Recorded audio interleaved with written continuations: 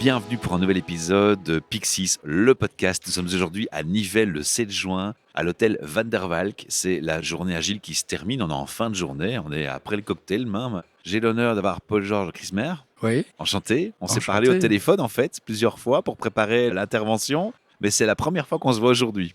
Exactement, c'est la première fois. J'aime bien ton sourire. Merci. Ça, c'est marrant parce que dans le son, les auditeurs et auditrices ne voient pas les sourires, mais ils les entendent. Et ça, c'est la magie du son. Parce qu'on parle dans les oreilles, on touche le cœur des gens. Ça, c'est important. Alors, de ton rêve d'adolescent à ce jour, qu'est-ce qui s'est passé? Et est-ce que tu es aligné avec ton rêve? C'est une façon de te présenter, tu vois. Waouh, mon rêve d'adolescent. Est-ce que tu t'en rappelles de ton rêve d'adolescent? Est-ce que j'avais un rêve d'adolescent? En fait, moi, j'avais un rêve d'enfant, ou en tout cas, enfant, je voyais que j'aimais bien démonter les réveils. C'est-à-dire, j'ai toujours été curieux des mécanismes, de la fine mécanique. D'accord. Et en fait, je remarque que dans mon parcours, jusqu'à aujourd'hui, quelque part, je me suis intéressé à la fine mécanique, mais pas nécessairement avec des réveils. Ça t'a Tu amené à quoi vois, comme étude alors? j'ai fait des études d'informatique, mais quelque part, Le lien avec la c'était... mécanique, c'est ça? Oui, le lien avec la mécanique, c'est de créer des automatismes. D'accord. C'est de créer des automates. Un programme informatique, une application, c'est un automate, c'est une mécanique. Instaurer une routine quelque part. Pour moi, c'est pas tellement le fait d'instaurer la routine, c'est l'œuvre d'art qui est derrière. Ce qu'elle fait, assez bizarrement, moi, ça m'intéresse pas trop. Je suis désolé, hein, mais moi, ce que j'aime, c'est les mécaniques, tout simplement. Voilà, et aujourd'hui, ouais, j'ai l'impression d'être aligné puisque je m'intéresse, alors je dirais pas la mécanique, mais plutôt la dynamique de la coopération, la dynamique des interactions qui sont favorables à la coopération. Alors, ce qui m'interpelle, c'est que quand on réfléchit, ce que tu nous dis, c'est que tu t'intéresses à quelque chose qui est assez technique finalement, et puis tout d'un coup, on a un switch qui se fait vers l'humain, parce que ce que tu me dis aussi, c'est que c'est la collaboration, c'est des interactions, c'est de l'humain. Oui, tout à fait. Comment on passe de l'un à l'autre? Qu'est-ce qui s'est passé? Quel est le besoin identifié qui dit à un moment, on va donner, on va faire plus que s'intéresser à la mécanique? Mais je me suis toujours intéressé aux deux. Autant j'aime la technique, autant j'aime l'humain. Moi, j'aime, par exemple, la langue, la manière dont on peut exprimer les choses. C'est aussi une forme de mécanique, c'est une grammaire.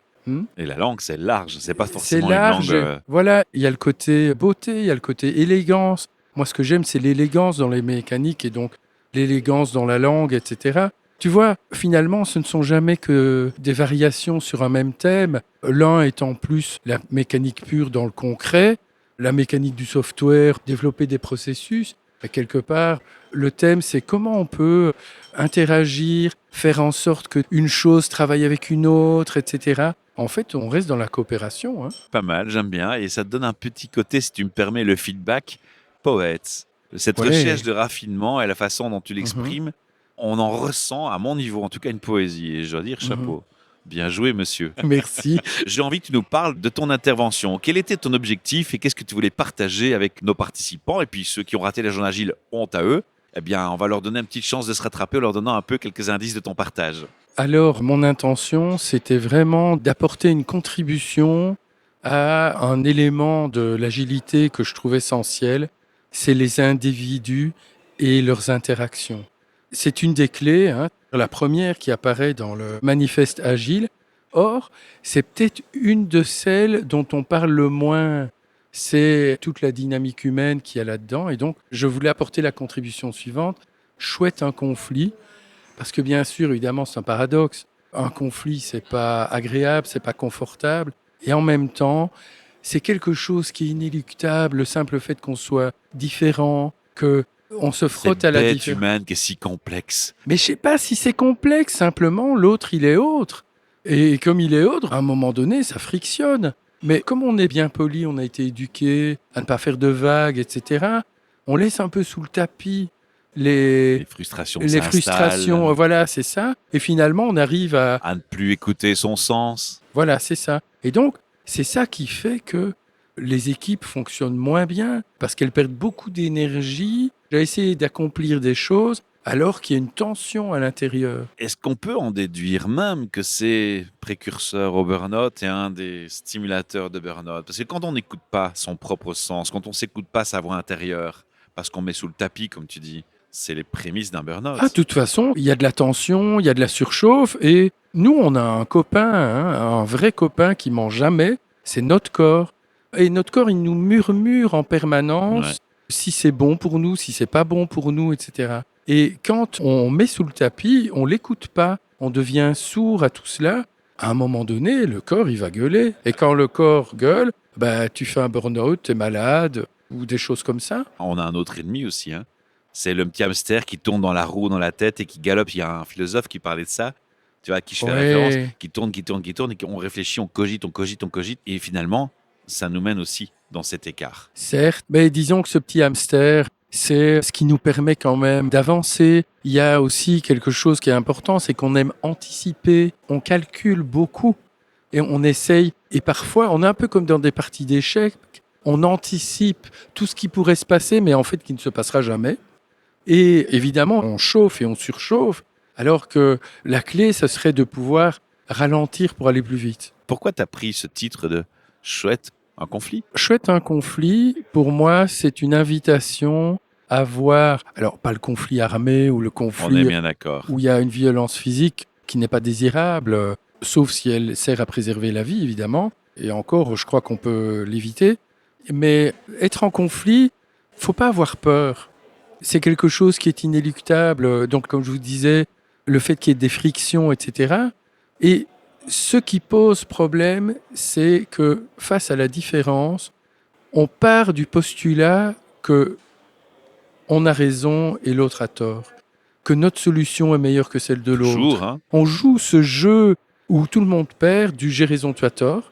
Et en fait, on gagnerait beaucoup à s'arrêter un instant, acter le fait que on n'a pas le même avis et prendre un temps pour aller voir du côté de l'autre ce qui s'y passe. C'est prendre le temps d'écouter ce que l'autre dit et ce qui motive l'autre. Parce que écouter quelqu'un, c'est pas être d'accord avec lui.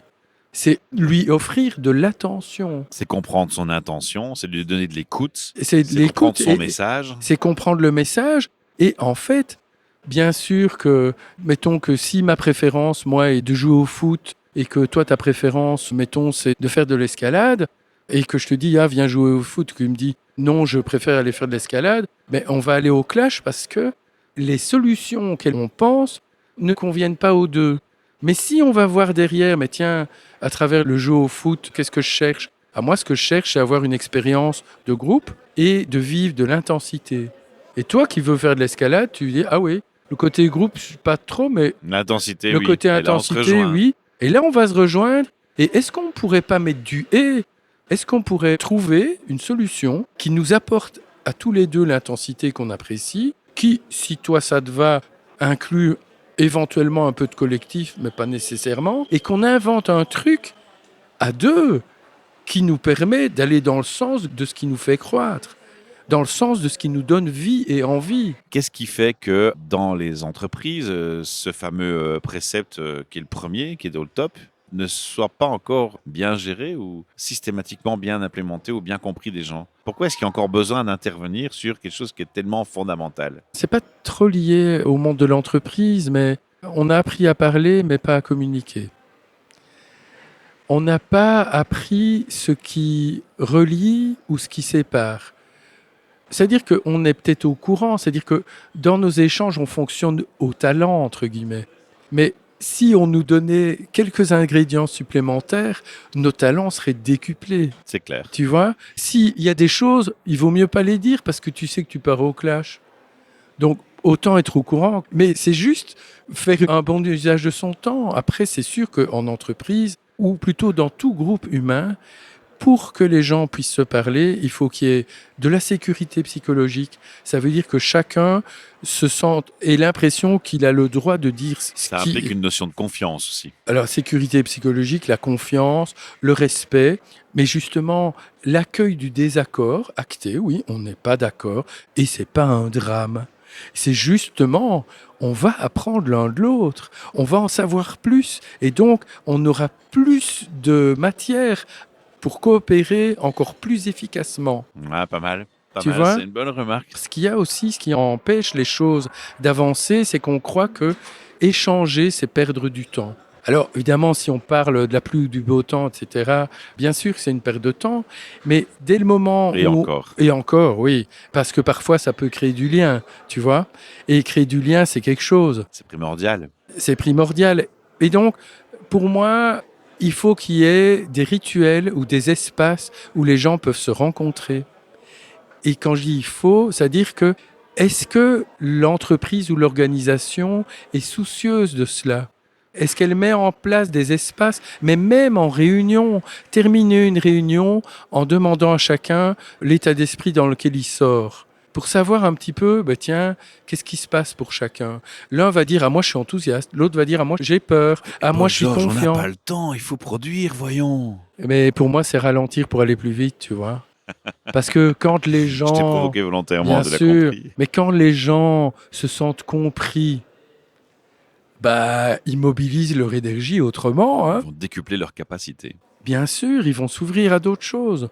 Donc voilà un petit peu la pierre que je venais apporter à l'édifice, c'est d'inviter les personnes à écouter pas uniquement ce que les gens disent, mais derrière ce qui se dit, c'est d'écouter ce qui se vit, ce qui motive chacune et chacun, et de partir de là, quitter nos solutions toutes faites dont on croit qu'elles sont les meilleures, accepter de les mettre sur le côté pour créer ensemble, donc c'est ça la coopération, quelque chose qui part de nos motivations profondes, parce qu'on a des trésors à l'intérieur, faut juste aller voir. Pas mal. J'aime beaucoup, hein, ça me donne envie de faire un podcast de 30 minutes avec toi parce que je te sens passionné. Il y a des Oui, sujets qui me parlent, qui m'interpellent et je sais qu'on va essayer de se limiter à un temps et j'ai encore plein de questions sur ton expérience que je voudrais te poser. ok. Mais j'ai l'impression qu'on va devoir trouver un moyen de se revoir et de refaire un podcast beaucoup plus long. Juste après, on prend notre agenda et Et on on pose fixe un ça. rendez-vous. D'accord. Voilà. Alors, question importante quand même. Oui, Maintenant, si on prend ta position en tant que participant de la journée agile, oui. c'est ta première déjà? Oh non, ma première journée agile, je crois que c'est en 2014. Oui, donc c'est pas la première fois que tu Donc viens. c'est pas la première à laquelle je viens, oui. Quelles sont les choses que tu penses qui doivent être améliorées? Quelles sont tes expériences vécues? Quel feedback tu as envie de donner? Alors le feedback que j'ai envie de donner, c'est que c'est d'une richesse inouïe, riche par la diversité et la qualité des propositions, riche par les possibilités de rencontres et d'échanges que ça offre. Et déjà, pour moi, rien que ça a un côté stimulant, ça a un côté dynamisant. Moi, je sais que l'année prochaine, c'est le 23 mai, hein. Je l'ai appris tout à l'heure, j'ai fixé dans mon agenda et je suis déjà en train de me demander, mais tiens, à quel endroit je pourrais contribuer? C'est génial. Ben écoute, j'espère qu'on va se revoir ce jour-là. Je serai heureux de te revoir ce jour-là. Merci pour le temps et le moment que tu m'as consacré, ce partage avec plein de passion et un sourire jusqu'aux oreilles. Oui, Et mais ça, c'est un pur bonheur. oui, mais merci à toi pour ton écoute et de contribuer à ce que cette expérience, au départ un peu intimidante, soit tout à fait relaxe et agréable. Ah, ça me Merci fait beaucoup. plaisir. Merci. Alors, j'ai une dernière surprise pour toi. Dans le texte du podcast, il y aura un lien que les auditeurs et auditrices pourront cliquer. Et s'ils cliquent sur ce lien, va s'ouvrir une page internet dans le navigateur qui va dire autorisez-vous le micro à fonctionner. Dites oui, il ne va pas vous manger le micro. Et en fait, c'est un voicemail, c'est un message répondeur automatique. En réaction à ce podcast, ils pourront te poser une question, faire un encouragement, une remarque, un commentaire, Oui, une suggestion. Et ils peuvent recommencer ce message autant de fois qu'ils le veulent jusqu'à ce qu'ils soient contents du résultat. Puis ils mettent leur email, il faut envoyer, on le reçoit. S'ils nous disent dedans, on peut partager. Quand on publiera ton podcast sur les réseaux, en commentaire, on mettra le lien. Et en cliquant dessus, les gens entendront l'interaction de la personne. Et tu pourras répondre de la même manière et interagir avec la personne. waouh, C'est magique. chouette. Si la personne ne donne pas d'informations, si on peut partager sur les réseaux, on considérera qu'il souhaite que c'est privé. On enverra le mail en privé, tu auras son email pour lui répondre en personne. Donc, Merci, chers chouette. auditeurs, chères auditrices, pour remercier notre invité d'avoir consacré son temps et son partage sur son vécu avec vous, un bel acte serait de lui renvoyer l'ascenseur en faisant un petit commentaire, un petit message à son intention.